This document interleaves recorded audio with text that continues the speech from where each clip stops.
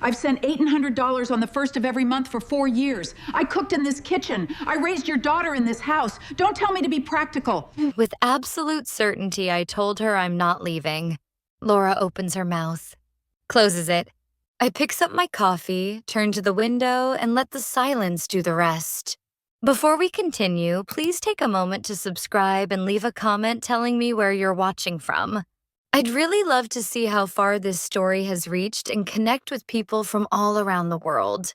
People always say that money can't buy love. What they don't tell you is that love will spend every dollar it has trying to make someone else comfortable. That's what I did. And I don't regret it, not the spending anyway. What I regret is believing that generosity could build a bridge between two people who never really wanted to meet in the middle. My name is Rebecca Elaine Marsh, and I am 67 years old. I have buried a husband, outlasted a recession, raised a son on a librarian's salary, and learned to parallel park a 1998 Buick on a hill. I say all this not to impress you, but to be clear, I am not a woman who falls apart easily. So when I tell you that the worst months of my life happened inside a house I helped pay for, surrounded by granite countertops and recessed lighting and a daughter-in-law who never once asked how I was sleeping, you'll understand why it took me so long to speak about it. It started in the spring of 2019. My son Jacob called me on a Tuesday evening. He opened with small talk, which told me immediately something was wrong. Jacob never does small talk. He is like his father in that way, a man who gets to the point and doesn't enjoy the scenery en route. After a few minutes of asking about my garden and whether I'd seen the news, he finally said it. Mom, things are tight. Really tight. His wife, Laura, had been dealing with a difficult pregnancy. She'd had to step back from work earlier than expected. Jacob had taken a pay cut to move into a new role that hadn't quite paid off yet. They had bought the house in Clearwater 18 months before, a 3-bedroom craftsman in a quiet neighborhood, with a magnolia tree in the front yard that I'd admired the first time I visited. But the house payments were steep and the timing had gone sideways. I didn't let him finish the sentence where he would have asked me for help. I interrupted gently and said, Jacob, would it help if I moved in for a while? There was a long pause. Then, Mom, I didn't mean. I know what you meant, I said, and I know what I'm offering. I want to be honest about my motives because this story deserves honesty. Yes, I wanted to help my son, but I also wanted to be closer to him. My husband, Gerald, had been gone for 4 years, and the house in Pensacola had started to feel less like a home and more like an archive. Every room, a cabinet full of things that used to mean something. My neighbor Margaret had started driving me to church because my hip was bothering me, and I had begun dreading Sundays because they were the longest, quietest day of the week. So I offered to move in. And I offered something else too, because I could. And because it felt right, I told Jacob I would help with the mortgage while I was there. Not forever, just until things steadied out. I had Gerald's life insurance money still sitting in a savings account, the interest barely keeping pace with inflation. It felt wasteful to let it sit while my son struggled. Mom, I can't ask you to do that.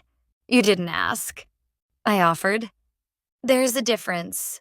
He was quiet for a long moment, and then he said, Okay, thank you, Mom. Those 2 words, spoken in that particular voice, soft, relieved, a little ashamed, were enough.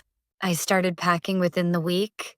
I gave my neighbor Margaret a set of spare keys and a list of things to water. I loaded my car with the things that mattered most: Gerald's watch, my mother's quilt, 3 boxes of books, a slow cooker, and the photograph of Jacob at age 5 standing next to a sandcastle he'd spent an entire afternoon building on a beach in the Panhandle. The drive to Clearwater took 4.5 hours. I arrived just before dinner.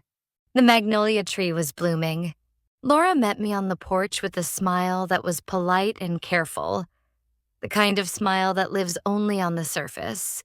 Jacob hugged me the way he had when he was small arms all the way around, face tucked into my shoulder for just a moment. I told myself it would be fine. I told myself we'd find a rhythm. I made myself believe in the magnolia tree and the clean guest room. With the blue curtains and the shared dinners that were, in those first weeks, genuinely warm. The first of the following month, I sent a cashier's check for $1,800. I did it without fanfare. I set it on the kitchen counter with Jacob's name on it and went to water the back garden. He never brought it up. I never made him. That was the agreement I made with myself. This was a gift, freely given, with no expectation of ceremony. If it eased the tension in his shoulders even by a degree, it was worth every dollar. Over the following months, I settled into the house the way you settle into a place when you're determined to belong somewhere. I learned where Laura kept the good scissors and where the circuit breaker was and which burner on the stove ran hot. I learned to stay out of the kitchen between noon and 1, when she liked to eat lunch alone at her desk. I learned that Jacob preferred the television low in the evenings, and that the baby little Clara, born in August with Gerald's same dark eyes, liked to be rocked in a counterclockwise motion, which I discovered entirely by accident. What I didn't learn, not for a long time, was that Laura had already decided what kind of person I was before I ever arrived. I was background. I was temporary. I was at best a useful convenience. I would not discover this for another 2 years. And by then, the mortgage records would tell a story that no one, not even Laura, could fully erase. There is a particular invisibility that descends on older women in households that aren't quite theirs. It isn't cruelty always. Sometimes it's simply indifference, the way a piece of furniture becomes invisible once it's been in the room long enough. You stop seeing it. You arrange life around it without acknowledging it. And if it were gone, you might not notice immediately, but eventually you'd realize the room felt different somehow. Emptier in a way you couldn't quite name. That was me in the craftsman house on Oleander Street for most of 2.5 years. By the time Clara was walking, I had become to Laura, at least something between a household fixture and a logistical solution. I made breakfast 3 mornings a week. I drove Clara to her pediatric appointments when Laura had calls. I hemmed curtains and fixed a leaking faucet gasket and weeded the flower bed along the front walk without being asked. I sent the check on the 1st of every month, $1,800, as regular as sunrise. Jacob and I had our good moments. We'd stay up late sometimes after Clara went down and Laura had retreated to the bedroom, and we'd watch old baseball games on mute and talk about Gerald, about the trips we used to take to see the minor league teams when Jacob was in middle school. He had his father's laugh sudden and genuine, like it surprised even him. Those nights I felt like myself again. But Jacob was tired. He was working more hours, commuting farther, carrying the particular exhaustion of a man, trying to hold several things at once without letting any of them drop. Laura had gone back to work when Clara turned 1. And they'd found a rhythm, but it was a taut rhythm, wound tight. And there wasn't a lot of loose thread left for me, so I made myself small. I ate my meals at the breakfast nook to give them the dining table. I timed my showers to the off-peak hours.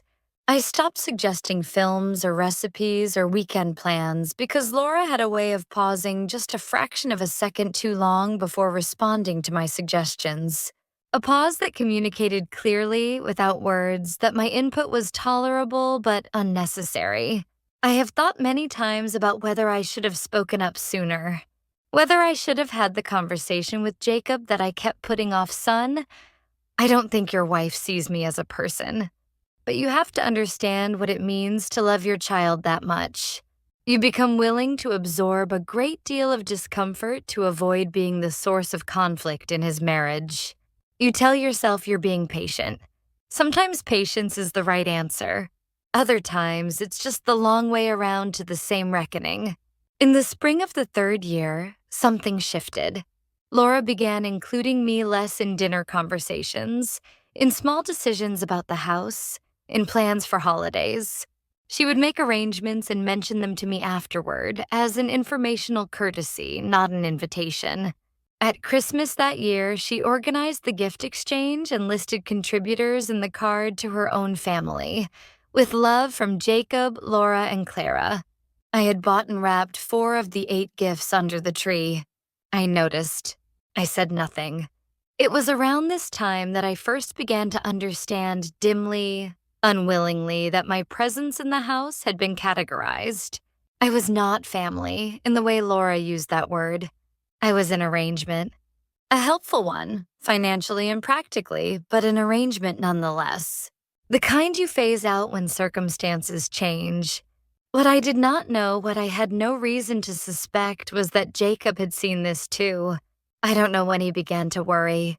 I don't know whether there was a particular afternoon or a specific conversation that moved him to do what he eventually did. I only know that while I was busy making myself invisible, my son was quietly making sure I would not disappear. He never told me. That was so like him. So like Gerald taking care of things privately, not wanting to make a fuss, not wanting to signal alarm.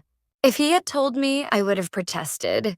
I would have said I was fine, that Laura was just reserved, that these things had a way of working themselves out. He knew better, so he said nothing, and he did the only thing he could think to do. And then the year after he did it, he died. A heart attack. 51 years old.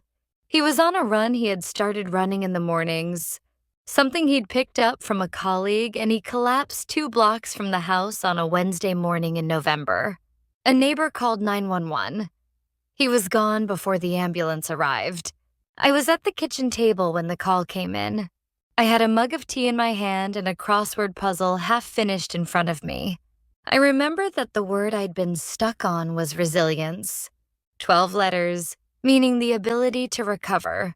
I hadn't filled it in yet. The days after Jacob died were the strangest of my life. Grief has a way of compressing time. Some hours stretch like taffy. Each minute, enormous and impossible. And then whole days collapse into a single gray impression that you can barely separate from the one before it. I moved through the house like a person underwater. Clara was too young to understand. Laura handled the arrangements with the same efficient precision she brought to everything. And I let her, because I had nothing left to spend on logistics.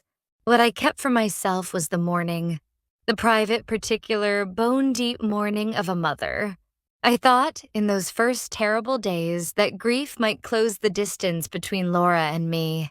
That shared loss might do what shared living had not make us real to each other. Make us kin.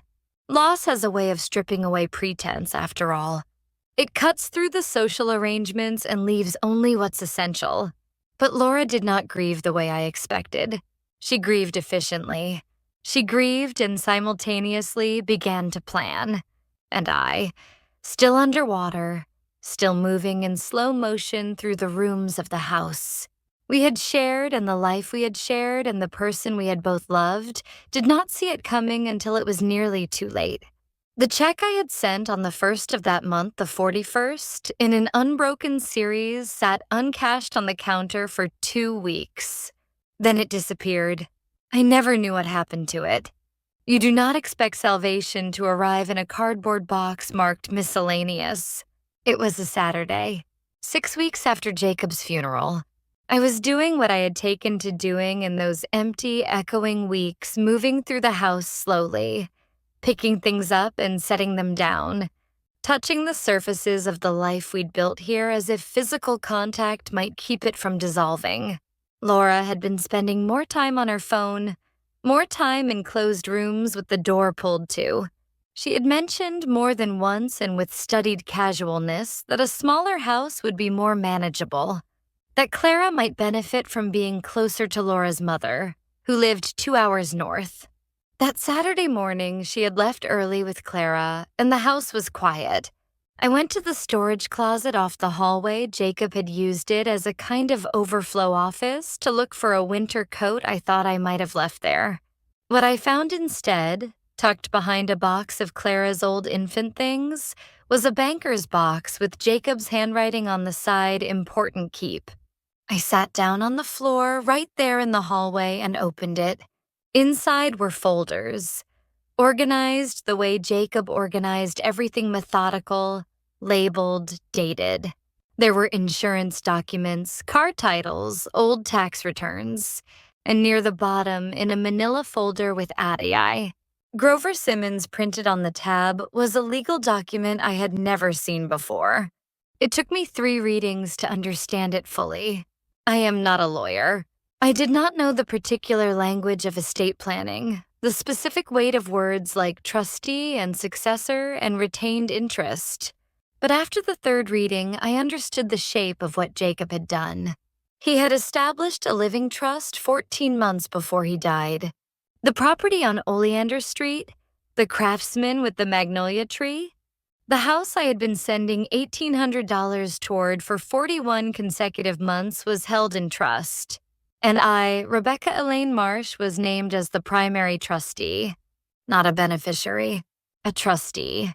The one with authority over the property, over decisions regarding its sale or occupancy or management. The one, as the document put it in plain language near the bottom of page 3, who must consent to any changes in the property's disposition. I sat on the hallway floor for a very long time. The thing I kept returning to was not the legal meaning of it. Not yet. It was the image of Jacob sitting in some lawyer's office. Grover Simmons, attorney at law, on a weekday afternoon while I was probably making dinner or walking Clara around the block and making this decision for me. Quietly. Without telling me. Without making it a moment or a conversation or a weight for me to carry. He had seen what I hadn't let myself fully see. He had watched Laura's slow rearrangement of the household, the steady compression of my presence, the way the guest room where I slept had never quite been allowed to become my room, and he had done the only thing available to him to make sure I would not be left without ground to stand on. My son had taken care of me. Even after he was gone, he was still taking care of me. I will not tell you I didn't cry. I cried for a long time, there on the floor of the hallway with that folder in my hands, and the crying was for Jacob, for the size of his quiet heart, for every small act of consideration I had ever watched him perform without fanfare. He was his father's son in the deepest possible way. Gerald used to say that love wasn't a feeling. It was a practice, something you did with your hands and your time and your attention, not something you just experienced. Jacob had lived that his entire life. When I was done crying, I washed my face, brewed a pot of coffee, and called a lawyer.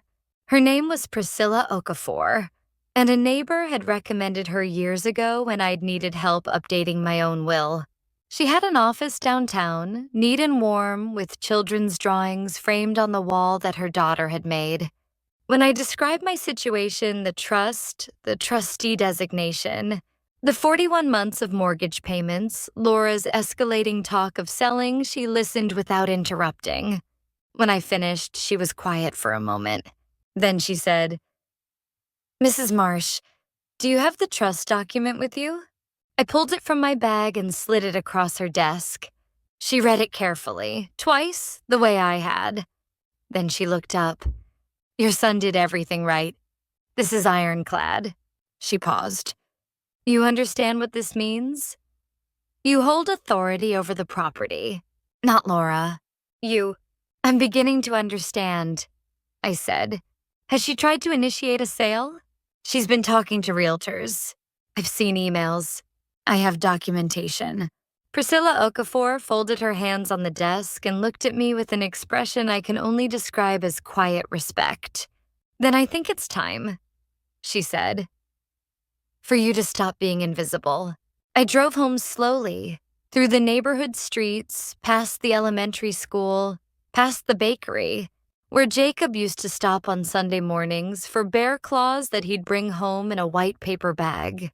I drove past all of it with the trust document on the passenger seat, and for the first time in 6 weeks, I felt something other than grief. It wasn't anger exactly. It was clarity. The long, clean clarity that comes when you finally see a situation plainly, without the distortion of hope or fear. Laura had been managing a removal. She had been operating on the assumption that I had no standing, no recourse, no choice but to comply. She had not known about the manila folder in the banker's box. But I did. I spent 3 days preparing. That may sound excessive.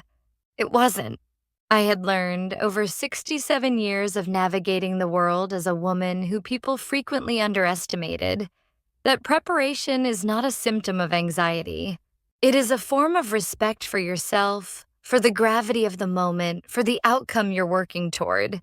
I was not going to walk into that conversation and lose it on a technicality because I had forgotten to bring documentation or let emotion overtake structure.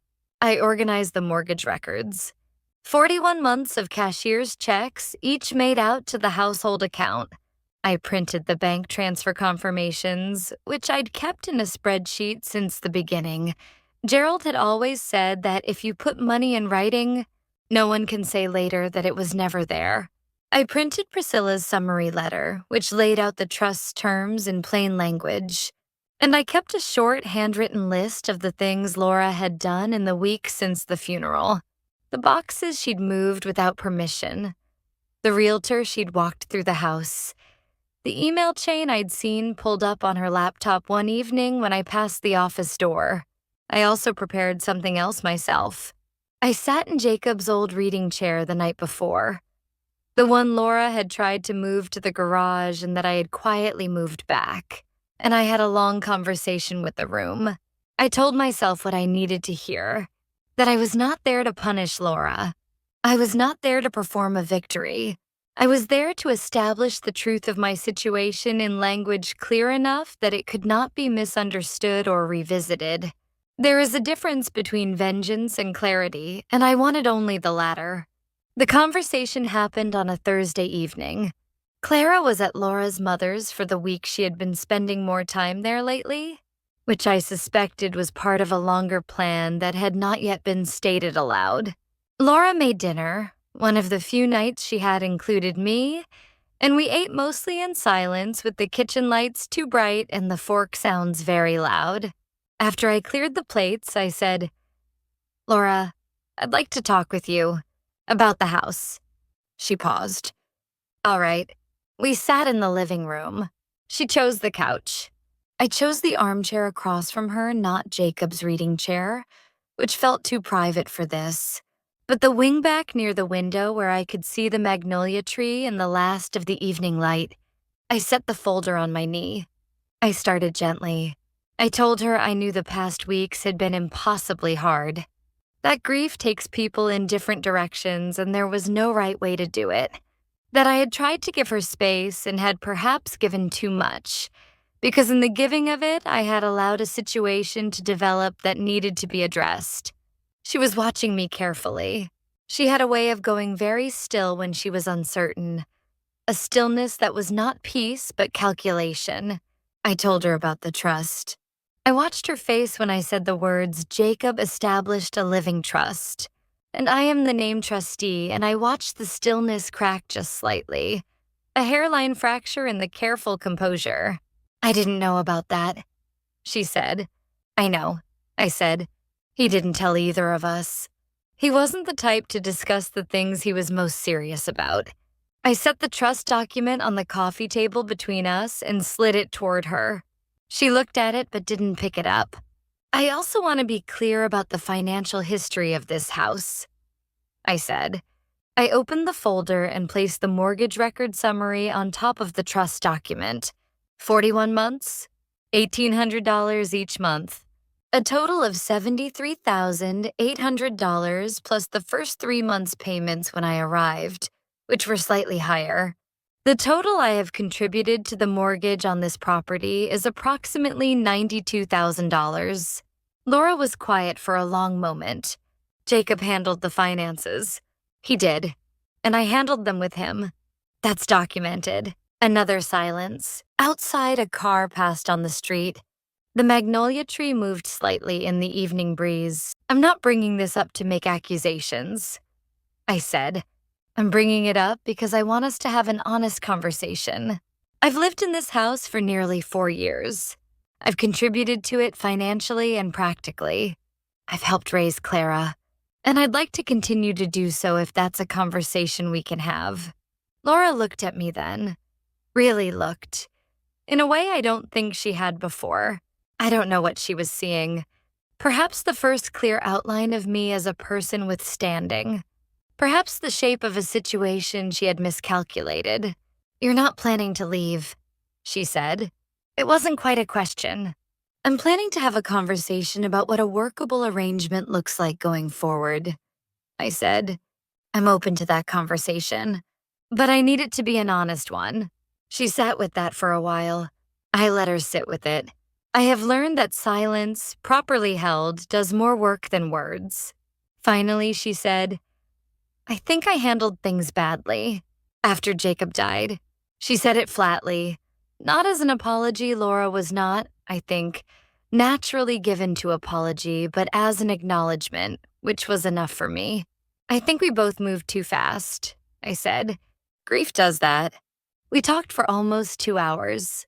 It was not easy. There were moments of sharpness on both sides. Moments when I had to remind myself to return to the folder in my hands and the clarity I had come for. She pushed back on the trust she would get her own lawyer to look at it, she said. And I told her she absolutely should, and I already knew what that lawyer would tell her. She raised the question of what a shared arrangement would mean practically, and I raised the question of what it would mean for Clara to grow up with her grandmother in the house, and neither of us had an immediate answer. But both of us stayed in the conversation, which felt for the first time in months like progress. When we were done, Laura sat back against the couch cushions and looked exhausted in a way that resembled, for the first time, a human kind of exhaustion. Not strategic exhaustion, real exhaustion. "I don't know how this is going to work," she said. "I don't either," I said honestly, "but I'd like to try to figure it out." She nodded just barely. I collected my folder, went to the kitchen, and made us both a cup of tea. She took it without saying much. We sat quietly for another 10 minutes before she went to bed. I stayed up a while longer in the wingback chair with the lights low and the magnolia tree invisible in the dark outside. I hadn't won anything. I hadn't lost anything. I had simply, for the first time in a very long time, been present in the room in a way that couldn't be ignored. That felt like enough. That felt, in fact, like the most important thing. I want to tell you that everything changed overnight. That the conversation on Thursday became a turning point so clean and clear that the rest fell naturally into place. But life doesn't usually oblige us with that kind of tidiness. What actually happened was messier and slower and more human than that, which is to say it was real. Laura did hire a lawyer. He called Priscilla. They had a conversation I was not privy to. And 3 days later, Laura told me with a stiff kind of dignity that the trust appeared to be valid. I said I had never doubted it. She said she'd been looking at different options. I said I appreciated her being transparent about that. We were both careful. We were both a little wary. But we were talking, and the talking was honest, and that was new. Clara came back from her grandmother's on a Friday afternoon.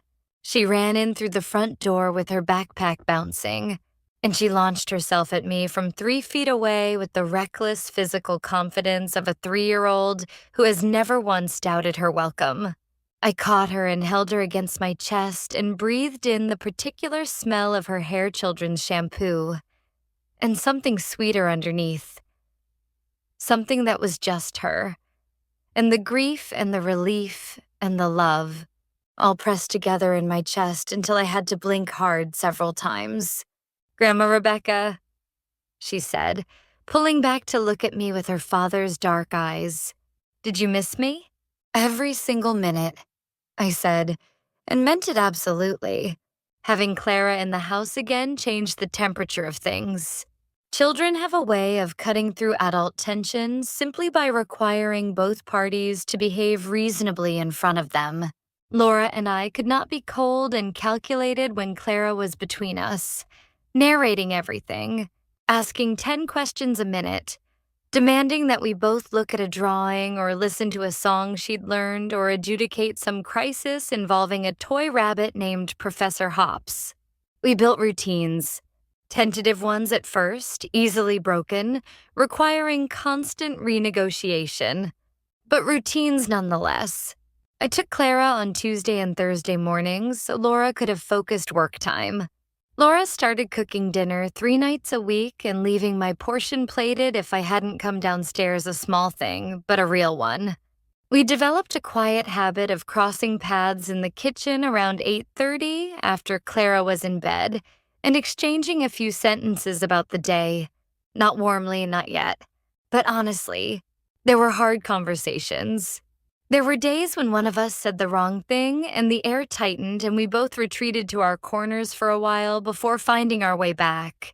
There was one afternoon in January when Laura said something sharp about how I'd rearranged the pantry, and I said something equally sharp in return about how long I had been maintaining that pantry. And we both went quiet for a whole evening. But the next morning, I came downstairs to find she'd made a pot of coffee and left a mug at my usual place at the breakfast nook. No note, no apology. Just a mug, filled to the right level, the way I take it. I sat down and drank it and felt the shape of the olive branch without needing to name it aloud. The magnolia tree bloomed again in April. Clara found this deeply exciting. She made me stand with her in the front yard every morning for a week, cataloging the new flowers, and one morning, I looked up from the tree to find Laura standing in the doorway with her own coffee, watching us both with an expression I hadn't quite seen from her before. Something open in it, something she wasn't managing. "She loves that tree," I said. "She got that from you," Laura said. "The whole nature thing." I didn't say anything back. I just nodded, because sometimes the right response to something unexpected is simply to receive it. I think about Jacob constantly. I think about him in the way you think about someone who has become part of your interior landscape, not always at the forefront, but present in everything. The way a river shapes the land even when you're not standing at its bank. I talk to him sometimes out loud in the garden or at night in the reading chair.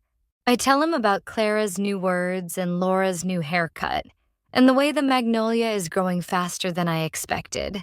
I tell him I'm still here. I tell him what he did was the kindest thing anyone has ever done for me. I've had a lot of time to think about what those 41 months meant. Not the money, specifically, though the money was real and the record of it mattered. I mean, choosing the decision I made, month after month, to show up for my son's life, even when I wasn't always welcomed into it warmly. The decision to contribute, to participate, to refuse to make myself so small that I disappeared. I didn't know when I was making those choices that they would one day constitute evidence of my belonging. I was just doing what felt right. But maybe that's how belonging works. Maybe it isn't a status that someone grants you. Maybe it's something you practice quietly, consistently across time until it becomes undeniable. Clara drew a picture of our family last month. She used crayons, purple and orange, and a yellow that she kept pressing very hard to make as bright as possible. There were 4 figures in it, a tall one with dark curly hair labeled Mama, a round one with a big smile labeled Grandma Becca, a small one in the middle labeled me, and a floating oval above them. All that she told me very seriously was Daddy, watching from the sky. I asked if I could keep it. She gave it to me with great ceremony, pressing it into my hands with both of hers.